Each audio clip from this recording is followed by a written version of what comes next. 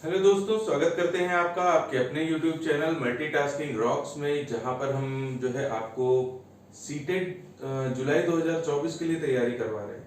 यहां पर हम हिंदी से रिलेटेड जो भी पेडागोजी के क्वेश्चंस आते हैं उनको आपके सामने डिस्कस करेंगे। चैप्टर वाइज पूरी डिटेल में जो है इसको हम देखेंगे कि क्या क्या चीजें हमारी जो है हिंदी में जो है पूछी जाती हैं और हिंदी पेडागोजी में क्या क्या चीज हमारे लिए इम्पोर्टेंट है, किस तरह से तैयारी करनी है, जो भी एग्जाम स्ट्रेटेजी है वो सब कुछ हम इस चैनल के माध्यम से डिस्कस करेंगे।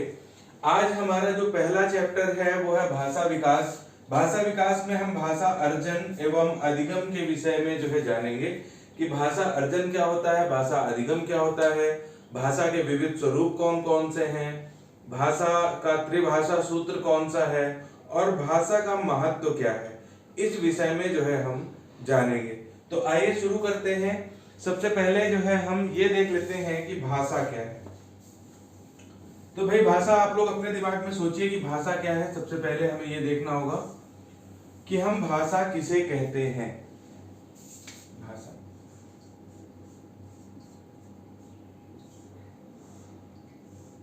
तो बहुत सारे लोगों का मानना ये है कि भाषा एक संप्रेषण का माध्यम है। भाषा एक संप्रेषण यानी कि कम्युनिकेशन का माध्यम है, लेकिन केवल कम्युनिकेशन तक ही हम जो है भाषा को सीमित नहीं कर सकते। केवल कम्युनिकेशन ही नहीं है, भाषा हमारे लिए बहुत ज्यादा उपयोगी, बहुत सारी चीजों के लिए जो है आती है। कैसे? किसी चीज को यदि हमें संज्ञान में लेना है तो भी हमें भाषा का प्रयोग करना पड़ेगा। हमें कोई ना कोई भाषा ऐसी आनी चाहिए जिससे हम किसी चीज का जो है ज्ञान प्राप्त करते हैं, किसी चीज के बारे में जानते हैं। भाषा ज्ञान प्राप्ति का भी साधन है। ज्ञान प्राप्ति का साधन भी एक जो है हमारा। इसके बाद हमारी यदि हमें कल्पना शक्ति को जो है मजबूत करना है, अगर व्यक्ति जो है कोई भी चीज सोचता है, सपोज हमें सोचना है कि ये व्यक्ति क्या कर रहा होगा, ये पर्टिकुलर चीज जो हमारे सामने दे रखी है ये क्या है, तो इसके लिए हमारे पास कोई ना कोई भाषा तो आनी चाहिए ना, जिसमें हम अपने दिमाग में जो है बोल सके। जैसे मान लीजिए हम किसी पुस्तक के विषय में बोलते हैं, क्लास में कोई शब्द बोला जा रहा है या क्लासरूम से बाहर भी हम कोई नई चीज देखते हैं तो उसको पहचानना आना चाहिए। उस पहचानने के लिए हमें भाषा के शब्दों का प्रयोग तो करना ही करना है। तो भाषा हमारा क्या है, हमारी कल्पना शक्ति का भी जो है विकास करता है।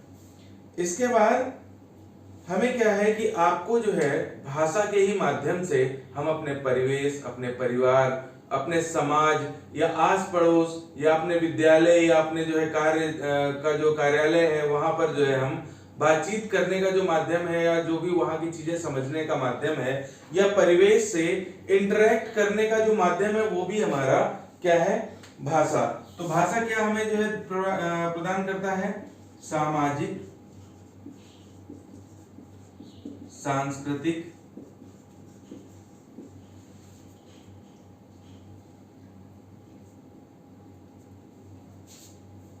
सामाजिक और सांस्कृतिक रूप से मानव का निर्माण भी हमारा भाषा के माध्यम से होता है। ठीक है, कहने का मतलब ये है कि ओवरऑल व्यक्तित्व विकास, ओवरऑल व्यक्तित्व विकास हमारा जो है वो निर्भर करता है किस पर, भाषा पर। ठीक है, भाषा होगी तो हमें जो है एक दूसरे से जो है संज्ञान प्राप्त होगा, ज्ञान प्राप्त होगा, कल्पना शक्ति का विकास होगा, सामाजिक और सांस्कृतिक रूप से मानव का जो है विकास होगा। इसके बाद जो है एक जो सबसे महत्वपूर्ण जो महत्व है भाषा का वो है संप्रेषण।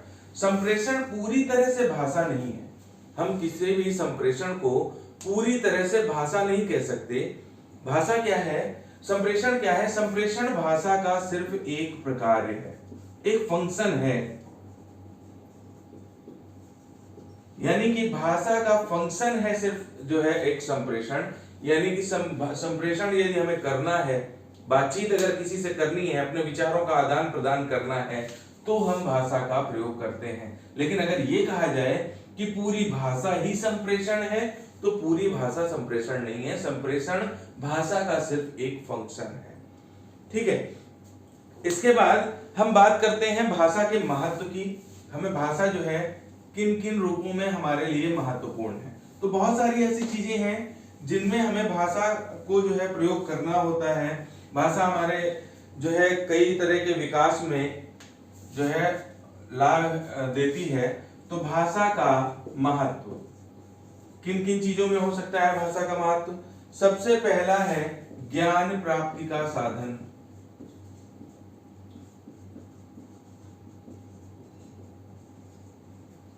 यानी हमें किसी भी तरह का जो है चीजें अगर सीखनी है तो उसके लिए हमें कोई ना कोई भाषा चाहिए होती है। ठीक है, विचार विनिमय के लिए,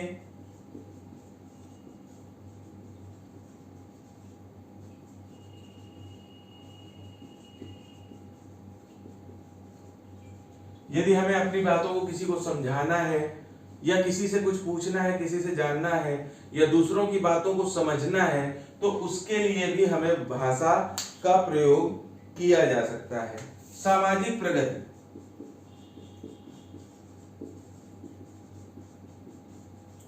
सामाजिक प्रगति में भी भाषा का बहुत महत्वपूर्ण है। हमें अपने परिवेश से जब इंटरेक्ट करना होता है, हमें आस पड़ोस के लोगों से बोलना होता है, तो उसमें हमें भाषा को केवल सीखना ही नहीं, बहुत अच्छी तरीके से सीखना जरूरी होता है। क्यों? क्योंकि जितनी अच्छी भाषा हम जो है प्रयोग करेंगे उतना ही ज्यादा लोग हमसे अच्छे से इंटरेक्ट होंगे। ठीक है, इसके अलावा व्यक्तित्व निर्माण में जो है आवश्यक है, जैसी भाषा वैसी पर्सनालिटी। नेक्स्ट पॉइंट है चिंतन व मनन के लिए। चिंतन व मनन में भी जो है जो कोई चीज सोच रहे हैं तो ऐसे थोड़ा ना सोच लेंगे, कोई रेडिएशन थोड़ा ना आएगी माइंड में कि जो है अचानक से जो है कुछ भी तरंगे उठ रहे हैं बस हम सोच रहे हैं। जब भी हम किसी चीज के विषय में सोचते हैं, चिंतन करते हैं, मनन करते हैं, तो भी हम किसी ना किसी भाषा का प्रयोग अपने मन में कर रहे होते हैं। शिक्षा, शिक्षा की प्रगति के लिए भी महत्वपूर्ण है। शिक्षा की प्रगति की आधारशिला भी हमारी जो है किसी भाषा पे जो है टिकी होती है। कोई ना कोई भाषा जो है हम प्रयोग करते हैं जिसपे हमें जो है शिक्षा के क्षेत्र में जो है हम कार्य कर सकते हैं। ठीक है, इसके अलावा साहित्यिक, सामाजिक, सांस्कृतिक विकास के लिए भी हमें भाषा की आवश्यकता पड़ती है। भाषा का बहुत ज्यादा महत्वपूर्ण है। दूसरी चीज क्या है, जब हम कोई रीजनल लैंग्वेज या अपने देश की लैंग्वेज या अपने क्षेत्र की लैंग्वेज को बोलते हैं तो वो लैंग्वेज यानी वो भाषा जो है वही हमारा रिप्रेजेंटेशन होती है। यानी कि किसी भाषा में हम ये कह सकते हैं कि ये राष्ट्रीय एकता का प्रतीक होती है। तो ये तो रहा भाषा के महत्व की बात। भाषा का जो है हमारे जीवन में ये बहुत जो है अधिक महत्व है। हर चीज के लिए जो है मोस्टली मैक्सिमम से मैक्सिमम एक तरह से हम ये कह सकते हैं कि भाषा का जो महत्व है या भाषा विकास है वह एक समग्रतावादी दृष्टिकोण रखता है। समग्रतावादी दृष्टिकोण कहने का तात्पर्य ये है कि हमारा जो ओवरऑल डेवलपमेंट है, चाहे वो कम्युनिकेशन हो, चाहे सामाजिक परिदृश्य हो, सांस्कृतिक परिदृश्य हो, या फिर हमारे खुद के जो है ज्ञान को आत्मसात करना हो, ज्ञान अर्जन करना हो, या फिर जो है चिंतन या मनन करना हो, या फिर कोई किसी चीज की कल्पना करनी हो, उन सब में जो है हमारी भाषा का अत्यंत महत्वपूर्ण स्थान है। आते हैं नेक्स्ट टॉपिक पे। नेक्स्ट टॉपिक हमारा ये है कि भाषा के विविध स्वरूप, कौन कौन से विविध स्वरूप हैं जिन्हें हम प्रयोग में लाते हैं। ठीक है, भाषा के विविध स्वरूप। तो सबसे पहला जो स्वरूप आता है वह है आपका मातृभाषा, यानी कि मदर टंग। मातृभाषा कहने का तात्पर्य यह है कि जो बच्चा अपने आसपास, अपने परिवार, अपने परिवेश या अपने घर से जो है सीखता है, यानी कि देखिए आसपास की भाषा, परिवार की भाषा, परिवेश की भाषा, और अपने स्व समाज यानी जहां पर वो रहता है उस समाज की जो है भाषा जो होती है वो आपकी मातृभाषा है। जैसे मैं हिंदी भाषी क्षेत्र से हूं, मेरे घर में हिंदी बोली जाती है, आस पड़ोस में भी हिंदी बोली जाती है। तो जो रीजनल लैंग्वेज है जिसको हम अपने आसपास जो है चीजें देख रहे हैं, जिनको सीख रहे हैं, वो हमारी क्या है, मातृभाषा। जब भी बच्चा, देखिए ये इंपॉर्टेंट पॉइंट है, इसको याद रखिएगा, जब भी बच्चा जो है कक्षा में आता है तो उसके पास सिर्फ जो एक कह सकते हैं विरासत के रूप में, विरासत तो नहीं कह सकते, भाषा कभी किसी की विरासत नहीं है, लेकिन जो अपने साथ वो ज्ञान लेकर के आता है वो हमेशा अपनी मातृभाषा में ही लेकर के आता है। इसके बाद वो अन्य भाषाएं सीखता है। दूसरा जो स्वरूप है वो है राष्ट्रभाषा। राष्ट्रभाषा का तात्पर्य क्या है, किसी राष्ट्र की भाषा, यानी एक ऐसी भाषा जो किसी पर्टिकुलर राज्य में जो है बोली जाती हो, पर्टिकुलर देश में सॉरी बोली जाती हो, ठीक है, और वही उसके जो है सारे लॉ एंड ऑर्डर्स या जो भी उसके जो है कार्य है, प्रशासनिक कार्य है या जनरल आम बोलचाल भी है, तो किसी एक देश को जो रिप्रेजेंट करने वाली भाषा है वो कौन सी है, राष्ट्रभाषा है। अगर हम ये बात करें कि भारत की राष्ट्रभाषा कौन सी है, तो अनफॉर्चुनेटली भारत की कोई भी राष्ट्रभाषा डिसाइड नहीं है। क्यों नहीं डिसाइड है, क्योंकि भारत एक बहुभाषी देश है। भारत एक बहुभाषी देश है, कहीं कुछ बोला जाता है, कहीं कुछ बोला जाता है, कहीं पंजाबी है, कहीं तमिल है, कहीं कन्नड़ है, कहीं मलयालम है, कहीं हिंदी है, तो बहुभाषी क्षेत्र है। किसी एक भाषा को हम यहां महत्व नहीं दे सकते। क्यों नहीं दे सकते, क्योंकि जो है जनरली क्या होता है कि भारत विविधता में एकता का स्वरूप है, तो वहां पर क्या है, हमें सभी भाषाओं का सम्मान करना है, सभी भाषाओं को मानना है, इसलिए भारत की कोई भी राष्ट्रभाषा नहीं है। लेकिन भाई हिंदी तो थी, हिंदी संस्कृत तो हम लोग बचपन से जो है प्रयोग कर रहे हैं, आदिकाल से प्रयोग करते आ रहे हैं, तो हिंदी और संस्कृत को कहीं ना कहीं स्थान तो देना था, तो वो हमने किस रूप में दे दिया, राजभाषा के रूप में। किस रूप में दे दिया, राजभाषा। राजभाषा मतलब राजकीय जो कार्य प्रणाली है, राजकीय क्रियाकलाप है, वो जिस भाषा में होते हैं तो उसे हम राजभाषा कह सकते हैं, ठीक है। हिंदी भारत की राजभाषा है,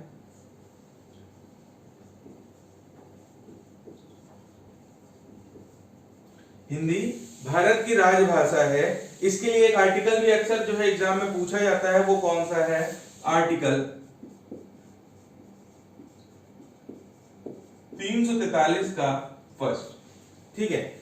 ये जो है आपका, इसके अनुसार क्या है, आपकी हिंदी भारत की राजभाषा है। इसका और भी एक्सटेंशन मिलता है, आर्टिकल 351 तक हिंदी का प्रचार प्रसार मिलता है, ठीक है।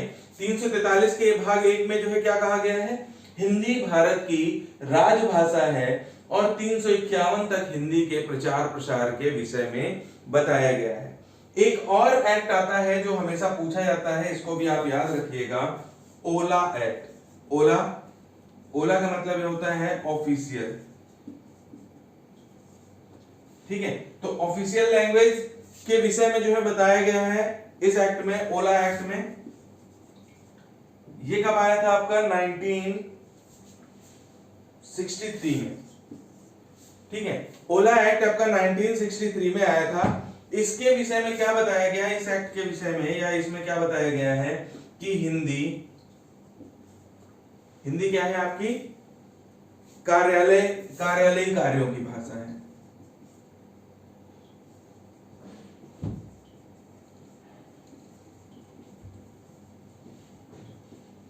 हिंदी जो है क्या है आपकी, कार्यालयीय कार्यों की भाषा जो है आपकी हिंदी है। ओला एक्ट 1963 में कहा गया। और इसी एक्ट में दूसरी बात भी कही गई कि जो सहायक भाषा है, यानी कार्यालयीय कार्यों की सहायक भाषा के रूप में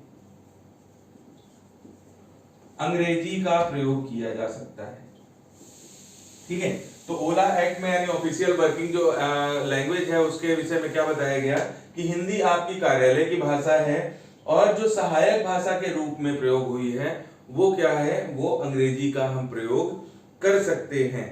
ठीक है, ये कहा जाए, कभी कभी क्वेश्चन पूछ लेता है कि भारत में कितनी आधुनिक भारतीय भाषाएं हैं, भारत में कितनी हैं, तो आप ये देखिएगा कि भाषाओं की जो संख्या है वो 22 है। इसे आप हमेशा याद रखिएगा।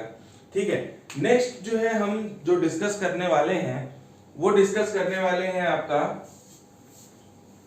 भाषा अर्जन और भाषा अधिगम क्या होता है। भाषा अर्जन और अधिगम में क्या मुख्य अंतर है, इस विषय में जो है हम लोग जानेंगे।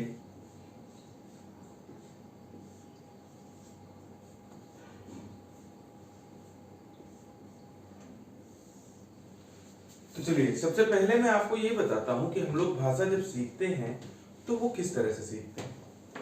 भाषा सीखने के कई प्रकार हो जाते हैं, कई तरीके हो जाते हैं कि जैसे मान लीजिए बचपन से हम शुरू करते हैं तो माँ है, हमारी माँ जैसा हमको सिखाने की कोशिश करती है, वो छोटे में हमें बताने की कोशिश करती है कि ये पर्टिकुलर पर्सन, पापा कौन है, मम्मा कौन है, घर के अन्य सदस्य कौन कौन है, फिर उनको क्या चाहिए, वो रो रहा है, भूख लगी, इस तरह की कई सारी बातें मम्मा सिखाती है।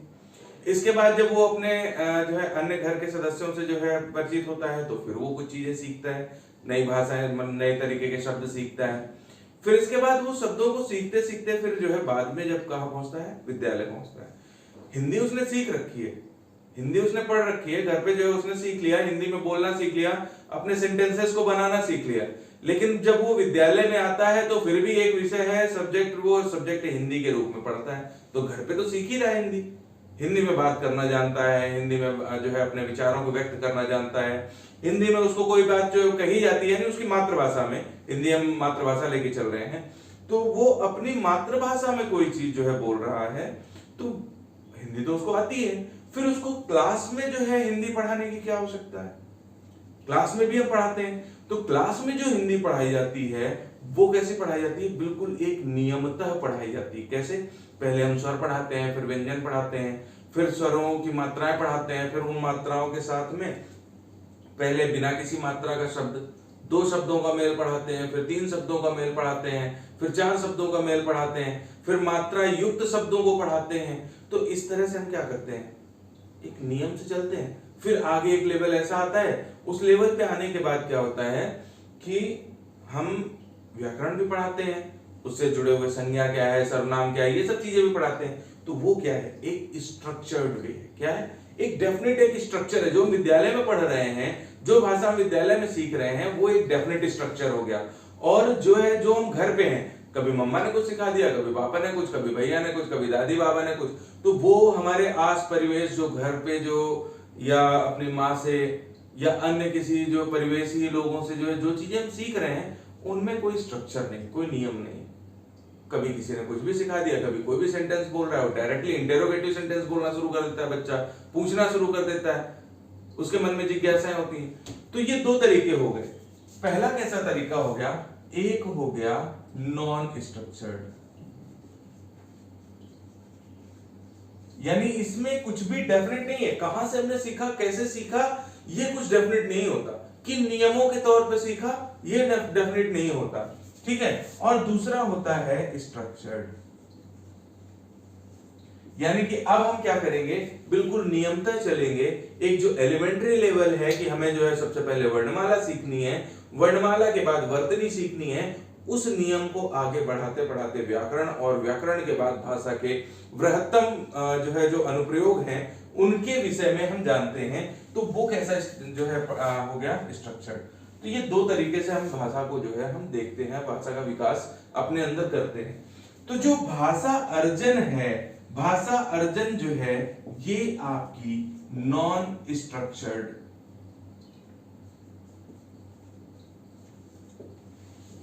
तरीका है।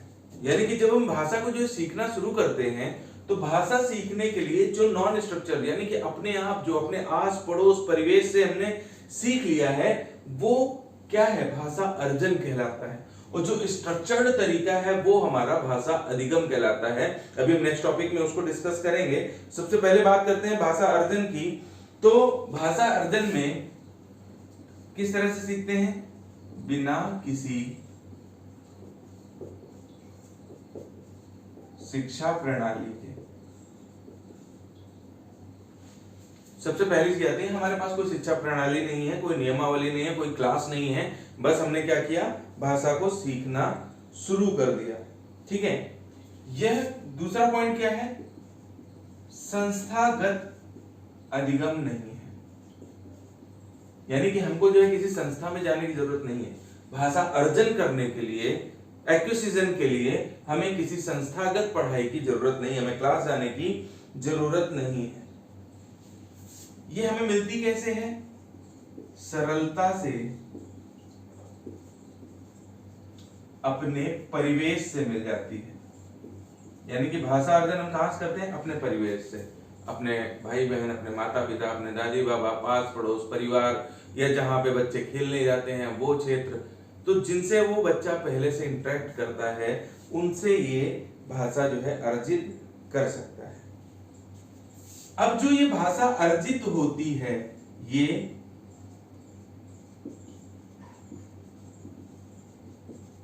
अर्जित भाषा सदैव मातृभाषा होगी। मातृभाषा मतलब जो मदर टंग है, जो हम बचपन से सीखते आ रहे हैं, वही सेम कॉन्सेप्ट है। तो जो अर्जित भाषा है वो कैसी होती है, मातृभाषा होती है। मातृभाषा को नियम तरीके से भी हम आगे पढ़ेंगे, वो बात की बात है, वो अधिगम में आ जाएगा। लेकिन जो अर्जित भाषा जो बच्चे ने अपने परिवेश से सीखी है, वही उसकी मातृभाषा कहलाती है। ये पॉइंट भी अक्सर जो है एग्जाम में पूछा जाता है, मातृभाषा क्या है। तो जो भाषा हम अपने परिवेश के साथ में, यानी अपने परिवार या अपने आसपास के लोगों से सीखते हैं, अपने घर की जो भाषा है, जो हमारी देसी लैंग्वेज है, उसको हम क्या बोल देते हैं, मातृभाषा कह देते हैं। ठीक है, ये जो भाषा है, यानी कि जो अर्जित की गई भाषा है, ये प्राकृतिक रूप से आती है। देखिए, जब भी बच्चा होता है, ब्लैंक माइंड होता है, उसके अंदर जो है ये एक क्वालिटी होती है, ये एक उत्सुकता होती है, ये कहते हैं, या ऑटोमेटेड एक सिस्टम लगा हुआ है। देखिए, प्राकृतिक रूप से मतलब ऑटोमेटिक, यानी कि बच्चे के अंदर जो है ऐसा सिस्टम है उसके ब्रेन में कि वो अपने आसपास पड़ोस में जो भी भाषा देखेगा, सुनेगा, या जो है लिखते हुए देखेगा, जिसको सीखना है घर के अंदर, तो वो कैसा प्राकृतिक रूप से ऑटोमेटिकली वो सीखता है। तो जो ऑटोमेटिकली सीखी जा रही है भाषा, जो हमारे घर पे हमको मिल रही है, वो क्या प्रणाली है, वो आपकी भाषा अर्जन है। ठीक है, दूसरा अगला पॉइंट क्या है, जो आपका भाषा अर्जन से सीखी हुई भाषा है, वही उसके आत्मसात की भाषा होती है। यानी कि बच्चा जब आत्मसात करता है, किसी नई चीज को सीखता है, या किसी चीज के विषय में जानता है, या किसी चीज का चिंतन मनन जो करता है, वो प्रॉपरली किसमें करता है, इसी अर्जित की हुई भाषा यानी मातृभाषा में ही जो है वो चीजें करता है। भाई, अगर शुरुआत में जो है उसकी कल्पना शक्ति का विकास होना है, या किसी चीज को उससे सीखना है, तो वो सब चीजें जो किसमें करेगा, जो भाषा उसको आती है। और वो भाषा कैसी है, भाषा उसने जो है अर्जित करके रखी हुई है, वही भाषा आएगी। ठीक है, भाषा अर्जन में जो है, जो बच्चा होता है वो अपनी परंपरा के बाद जो है प्रथा आदि का अनुसरण करता है। ये सभी जो स्टेप्स है ना, ये सब स्टेप भाषा अर्जन के हिसाब से है कि भाषा अर्जन में जो है बच्चा क्या करता है। इसके अलावा क्या है, भाषा अर्जन व्यवहार संशोधन की प्रक्रिया है। ठीक है, व्यवहार आपका जो है, बच्चा पहले कुछ नहीं जानता है, फिर धीरे धीरे लोगों से इंटरेक्ट करता है, फिर कभी गुस्सा करता है, कभी हंसता है, कभी कुछ चीजें पूछता है, जो जिज्ञासाएं आती हैं, वो सब क्या है, भाषा अर्जन का ही जो है एक प्रकार है। ठीक है, और ये जो भाषा अर्जन है, यानी अर्जित की हुई जो भाषा है, उसी में बच्चा अपने आप को हमेशा सहज रूप से प्रयोग करता है, सहज रूप से जो है आता है। उसके लिए वही भाषा सहज है। अगर उसे कम्युनिकेट करना है, लोगों से इंटरेक्ट करना है, तो उसी के हिसाब से जो भाषा उसको आती है, हमें वही बोलनी पड़ेगी। ठीक है, और ये एक स्वाभाविक भाषा है। ठीक है, और जो एक मेन पॉइंट की जरूरत पड़ती है भाषा अर्जन में, इस चीज को याद रखिएगा, क्योंकि यही अंतर स्पष्ट करता है आपका भाषा अधिगम से, यही अंतर स्पष्ट करता है कि भाषा अर्जन के लिए समृद्ध परिवेश की आवश्यकता नहीं है।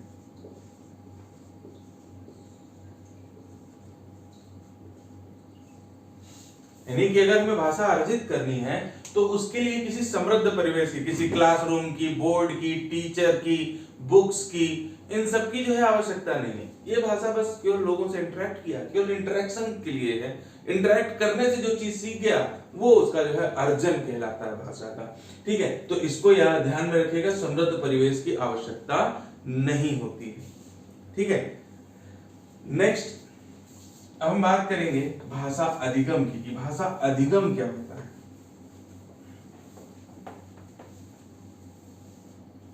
तो भाषा अधिगम अर्जन का जस्ट उल्टा जो है कह लीजिए।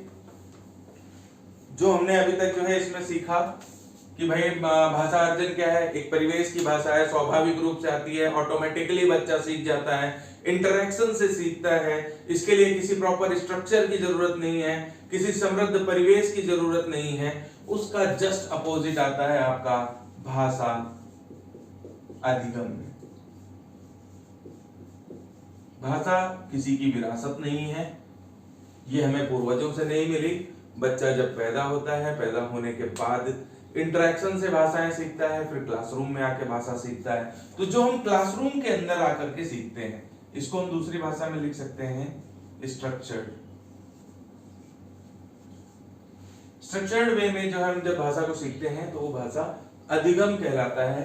किसी की विरासत नहीं है, हमें क्लासरूम में आके कहना सीखना है, तो इसको जो है हम क्या कह सकते हैं, क्लासरूम में आकर के जो भाषा सीख रहा है वो कैसा है, भाषा अधिगम का रूप है। ठीक है, ये कैसा होता है भाई, मैंने वहां पे लिखाया था कि अर्जन जो है उसके लिए कोई संस्था की आवश्यकता नहीं है, लेकिन जो भाषा अधिगम है वो संस्थागत होता है। हमें कहीं ना कहीं किसी विद्यालय में, किसी क्लासरूम में या किसी कोचिंग में जो है हमें जाना होगा। दूसरा क्या है, वहां पर नियमानुसार सीखा जाता है। यानी जब हम अधिगम की बात करते हैं तो जो हमारा भाषा का सीखना है वो किसके अनुसार होना चाहिए, नियमानुसार होना चाहिए।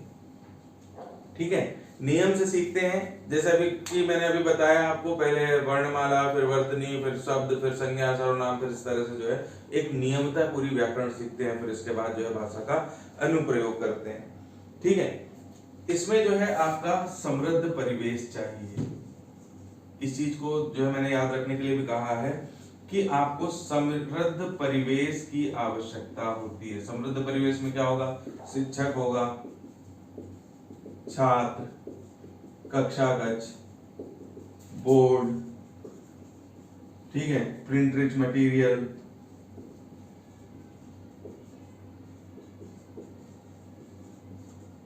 अन्य दृश्य श्रव्य सामग्री, बहुत सारी चीजें होती है जो एक परिवेश को बनाती हैं। तो हमारे लिए इसके लिए जो आवश्यक चीज है भाषा अधिगम के लिए वो क्या है, समृद्ध परिवेश है।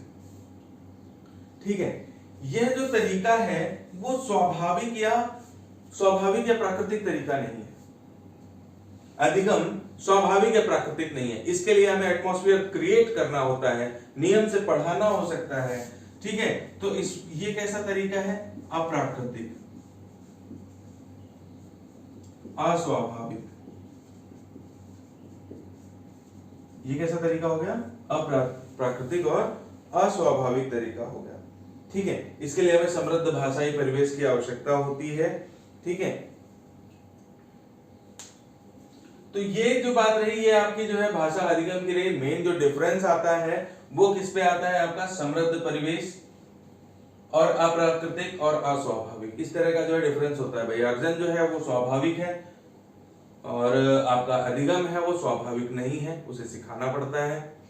ठीक है, अर्जन प्राकृतिक है, ऑटोमेटिकली बच्चे के अंदर आता है, लेकिन जो अधिगम है वो आपका प्राकृतिक नहीं है, अप्राकृतिक है, इसको कृत्रिम रूप से हमें सिखाना पड़ता है। इसके लिए जो है अर्जन के लिए आपका जो है समृद्ध परिवेश की आवश्यकता नहीं होती, अधिगम के लिए समृद्ध परिवेश की आवश्यकता होती है।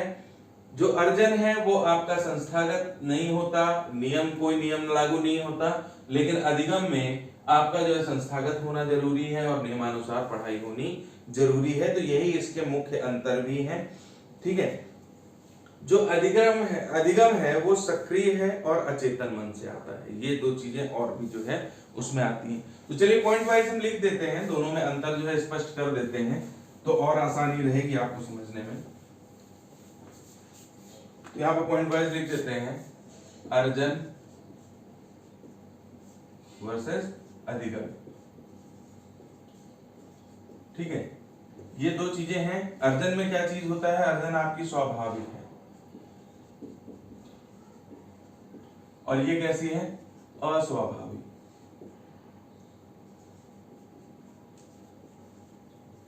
ठीक है, ये ऑटोमेटिकली आती है, यानी कि प्राकृतिक रूप से,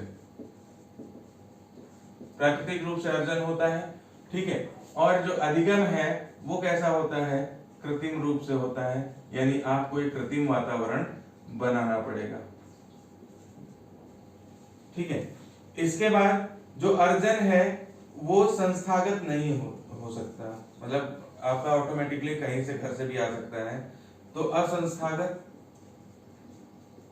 और ये क्या है, संस्थागत।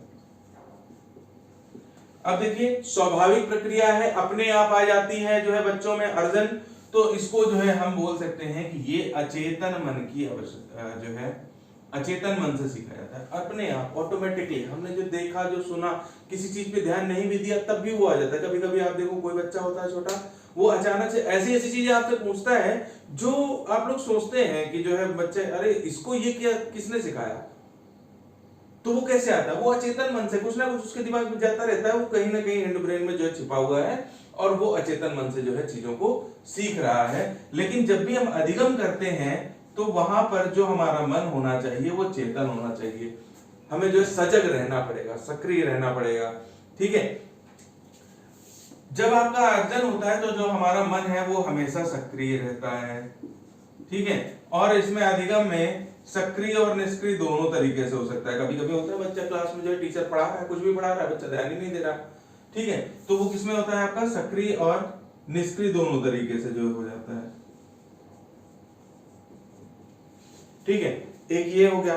और जो मेन अंतर जो हमेशा एग्जाम में पूछा जाता है वो क्या चाहिए, समृद्ध भाषाई परिवेश आवश्यक नहीं है। ठीक है, और यहां पर क्या है, आवश्यक समृद्ध भाषाई परिवेश, यानी कि हमें जो है आपका जब अधिगम करेंगे तो उसमें भाषाई परिवेश की आवश्यकता अवश्य पड़ेगी। ठीक है, तो ये रहा आपका अर्जन और अधिगम में अंतर। नेक्स्ट टॉपिक जो हम आपके सामने डिस्कस करेंगे वो डिस्कस क्या करेंगे कि जो भाषा का त्रिभाषा सूत्र है उसको बताएंगे। भाषा का त्रिभाषा सूत्र क्या कहते हैं, तो भाई भाषा का त्रिभाषा सूत्र देखिए, जैसा कि नाम है वैसा ही जो है इसका काम है, त्रिभाषा सूत्र। त्रिभाषा का मतलब हमको तीन भाषा सीखनी है।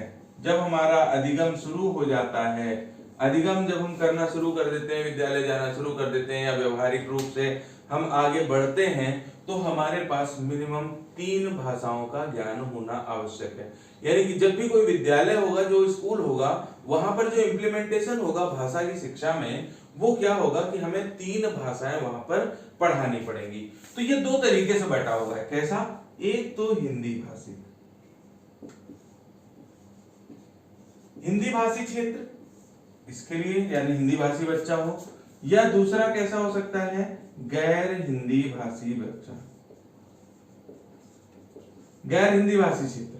तो आपको दोनों तरीके अपनाने हैं और दोनों में 3 तरह की भाषाएं सीखनी है। तो जो हिंदी भाषा भाषी क्षेत्र है वहां पर जो पहली चीज आप सीखेंगे वो क्या सीखेंगे, मातृभाषा। क्या सीखना है, मातृभाषा। तो हिंदी भाषी क्षेत्र है, तो हिंदी भाषी क्षेत्र में जनरली जो मातृभाषा होती है वो कौन सी होती है, हिंदी। ठीक है, जो दूसरी भाषा हम सीखेंगे वो सीखेंगे कोई भी आधुनिक भारतीय भाषा, ऐसी भाषा जो भारत में बोली जाती है। देखिए, भारत के लिए स्पेशली हो ना हो उससे मतलब नहीं है, लेकिन भारत में बोली जाने वाली भाषा होनी चाहिए, कोई भी आधुनिक भारतीय भाषा। तो जनरली जो हिंदी भाषी क्षेत्र हैं उनमें हम क्या प्रयोग कर देते हैं दूसरी भाषा के रूप में, अंग्रेजी का प्रयोग कर देते हैं। ठीक है, तो एक तो हिंदी हो गई, दूसरी अंग्रेजी हो गई, और तीसरी जो लैंग्वेज हम प्रयोग करते हैं वो आधुनिक भारतीय भाषा नंबर 2। ठीक है, कोई दूसरी एक आधुनिक भारतीय भाषा, कुछ भी हम सीख सकते हैं, आसामी, बंगाली। जैसे एक विद्यालय है, आप लोगों ने सुना भी होगा, जवाहर नवोदय विद्यालय में, उसकी तैयारी भी कराता हूं आपको अपने इस चैनल में।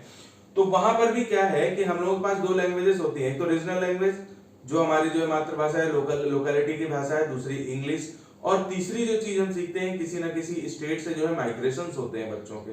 हर साल क्लास 9th में बच्चे इधर से उधर जाते हैं, तो जिस भी स्टेट में जाएंगे उस स्टेट की जो है पर्टिकुलर भाषा को बच्चे वहां सीखते हैं जो है कुछ समय के लिए, तो वो भी जो है ताकि वहां पे इंटरेक्शन आसान रहे, तो तीसरी भाषा, कोई भी जो है तीसरी भाषा जो है यहाँ पर हम ले सकते हैं, आधुनिक भारतीय भाषा। ठीक है, जो गैर हिंदी भाषी क्षेत्र हैं उनमें भी यही नियम है। पहली चीज जो है जो आती है वो क्या आती है, मातृभाषा। अब मातृभाषा यहाँ पर क्या हो सकता है, जैसा उसका क्षेत्र हो। ठीक है, यानी कि जैसे मान लीजिए तमिलनाडु से है तो वो तमिल जो है मातृभाषा के रूप में सीखेगा। ठीक है, हिंदी भाषी क्षेत्र में मातृभाषा हिंदी भाषा में सीखेगा। ठीक है, कर्नाटका से है कन्नड़ सीखेगा। ठीक है, मलयालम सीखेगा, जो भी उसकी मातृभाषा है, जो भी वो बोल रहा है, पंजाबी बोल रहा है पंजाबी, तो मातृभाषा के रूप में जो है वो सीखता रहेगा आपका जो है पहली भाषा। दूसरी भाषा यहाँ पर सेकंड लैंग्वेज जो यूज होती है वो होती है हिंदी। यानी कि एक मातृभाषा हो गई, एक कम्युनिकेशन की भाषा हो गई। जनरल जो है यहाँ पर क्या है कि हिंदी जो है वो दूसरे नंबर पर सीखेगा, और जो तीसरी भाषा वो सीखेगा वो क्या सीखेगा, आधुनिक भारतीय भाषा।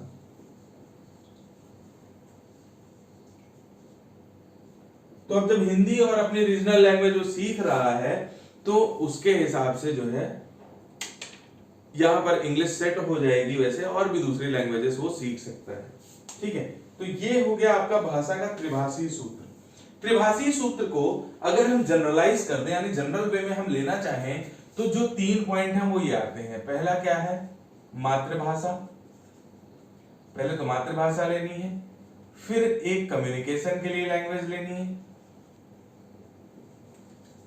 जिससे कि जो है आपका कम्युनिकेशन आसान हो जाए, और दूसरी जो है अदर कम्युनिकेशन लैंग्वेज हम ले सकते हैं।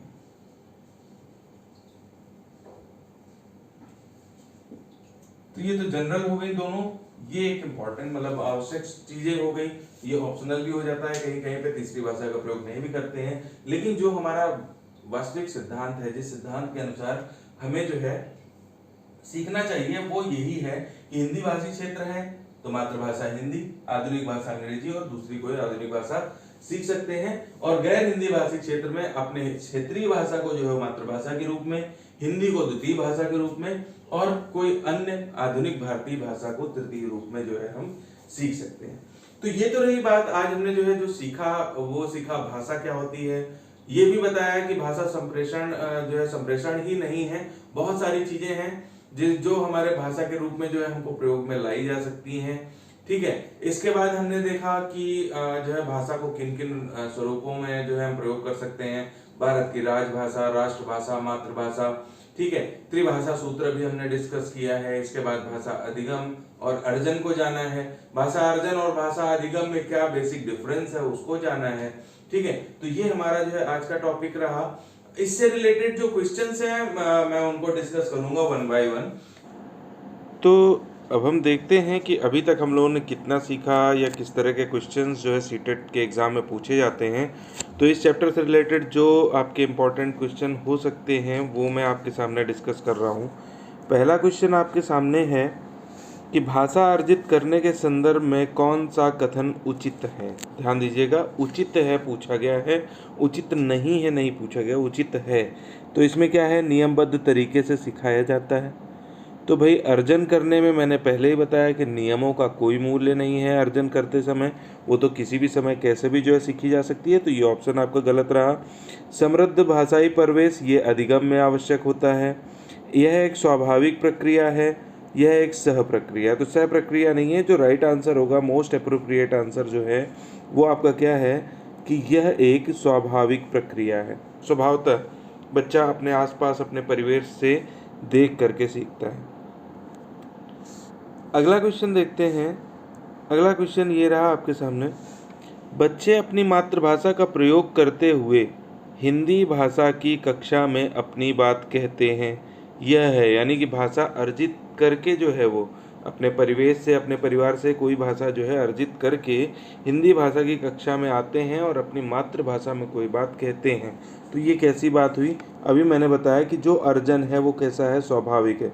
देखिए, बच्चे की निंदा नहीं कर सकते, विचारणीय नहीं है, अनुचित नहीं है, क्या है, स्वाभाविक विषय है। अगला क्वेश्चन है, भाषा अर्जन और अधिगम में क्या अंतर है? तो अधिगम और अंतर में मैंने जो है, देखिए क्या है, भाषा की पाठ्य पुस्तकें, उपलब्ध भाषाई परिवेश, भाषा की जटिल संरचनाएं, भाषा का लिखित आकलन। तो आकलन तो कहीं हुआ नहीं, अभी सिखाया नहीं, तो आकलन क्या करना है, ठीक है। जटिल संरचनाएं नहीं होगा, भाषा की पाठ्य पुस्तकें नहीं होगा। मैंने बताया था कि जो मुख्य अंतर आता है वो क्या आता है, उपलब्ध भाषाई परिवेश आता है। अगला क्वेश्चन है,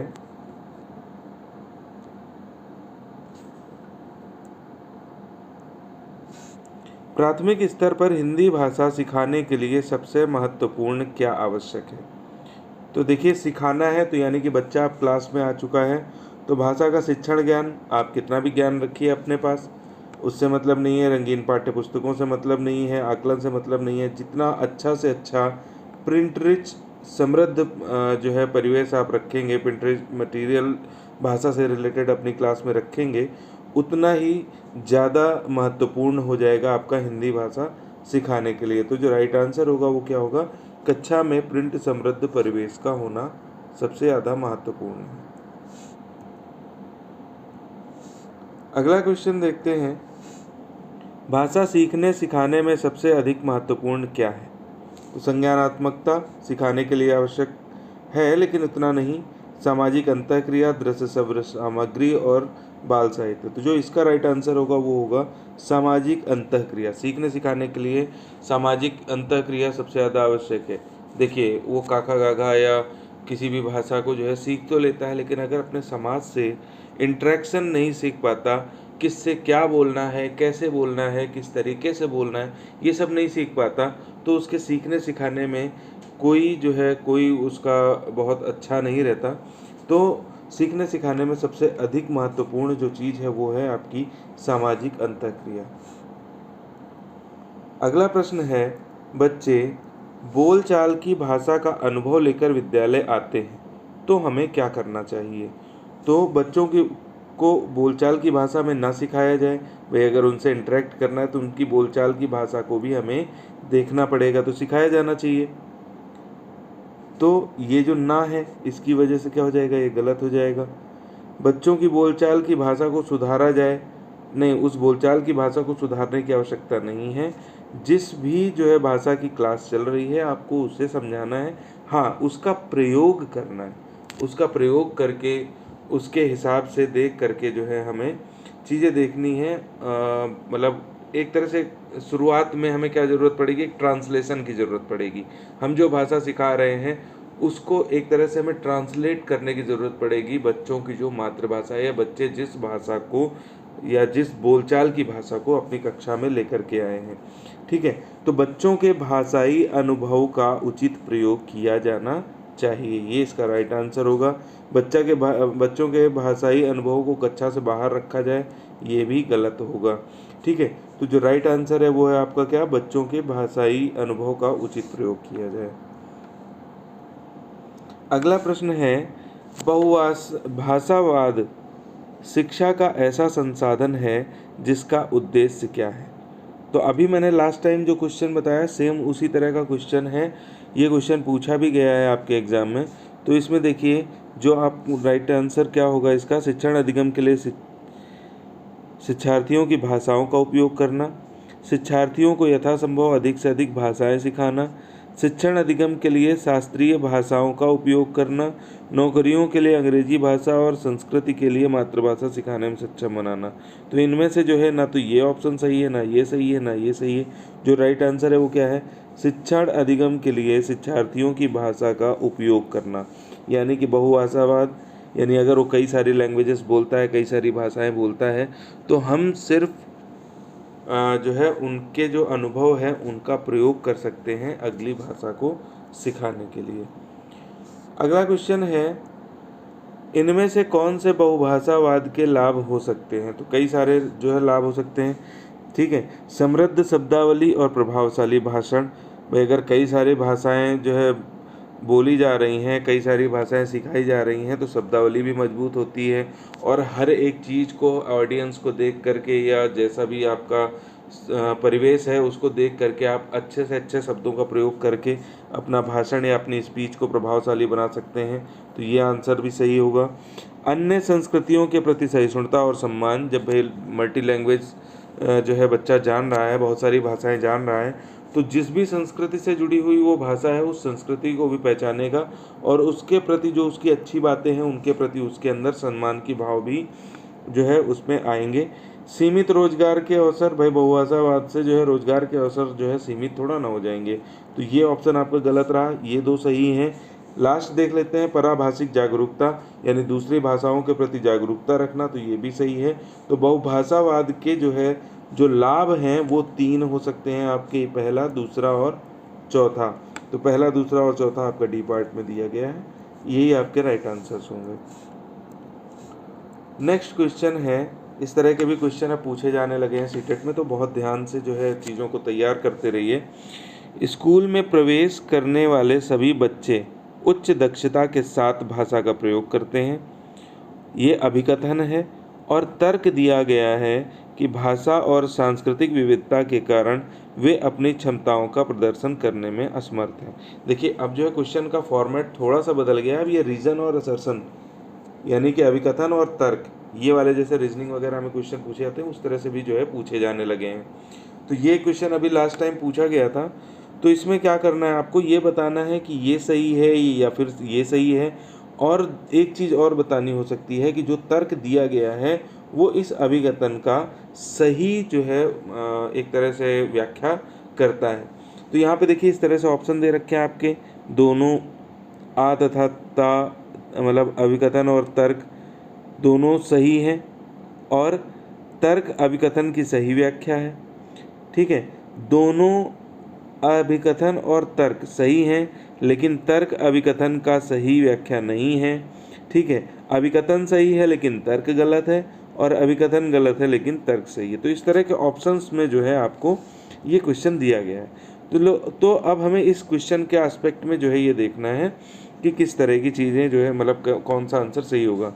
तो यहाँ पर देखिए क्या पहले दे रखा है, स्कूल में प्रवेश करने वाले सभी बच्चे उच्च दक्षता के साथ भाषा का प्रयोग करते हैं, यानी स्कूल में आएंगे, भाषा सीखेंगे या कुछ अर्जित ज्ञान उनके पास होगा, कुछ भाषा वो अपने परिवेश से सीख करके आएंगे, तो ऐसा संभव है कि उस भाषा को वो बहुत अच्छी तरह से सीख करके आए हों और बहुत अच्छे लेवल पर जा करके उसको प्रयोग कर सकते हैं। तो ये कथन तो जो है अभिकथन तो सही है। तर्क में क्या दे रखा है कि भाषा और सांस्कृतिक विविधता के कारण वे अपनी क्षमताओं का प्रदर्शन करने में असमर्थ हैं। तो भाई ऐसा होता है कि कोई भाषा आपको बहुत अच्छी आती है लेकिन आप क्लास के अंदर जाते हैं तो आपको थोड़ा सा हेजिटेशन फील होता है, इंटरेक्शन में दिक्कत आती है, कोई दूसरा व्यक्ति दूसरी भाषा बोल रहा है, ठीक है, कोई भाषा बोल रहा है, तो अलग अलग भाषाएं जब बोली जाएंगी तो हर व्यक्ति जो है हेजिटेट करेगा, अपनी बात को समझा नहीं पाएगा। तो वो क्या हो जाएगा कि इस तरह की विविधता जब आती है तो विविधता के कारण वो अपनी क्षमता को प्रदर्शित करने में असमर्थ होते हैं। तो ये कथन भी सही है, यानी अभिकथन भी सही है और तर्क भी सही है। लेकिन ये बच्चे जो है उच्च दक्षता का प्रयोग करें और ये बच्चे जो है अपनी भाषा का प्रदर्शन या अपनी क्षमता का प्रदर्शन करने में असमर्थ हैं, तो ये कोई रीज़न मतलब एक दूसरे से इंटर रिलेटेड नहीं है, यानी कि जो तर्क है वो अभिकथन का सही व्याख्या नहीं है। तो जो आंसर होगा वो क्या होगा, दोनों अभिकथन और तर्क सही हैं लेकिन तर्क अभिकथन का सही व्याख्या नहीं है। तो ये तो रहे आज के क्वेश्चन, आज का जो है आपका जो चैप्टर था। नेक्स्ट चैप्टर में हम जो है जो थिंकर्स हैं सीटेट मतलब हिंदी पेडागोजी से रिलेटेड, उनके बारे में डिस्कस करेंगे। ये वीडियो आपको कैसी लगी कमेंट बॉक्स में ज़रूर बताइएगा। चैनल को लाइक शेयर और सब्सक्राइब ज़रूर करिएगा। धन्यवाद।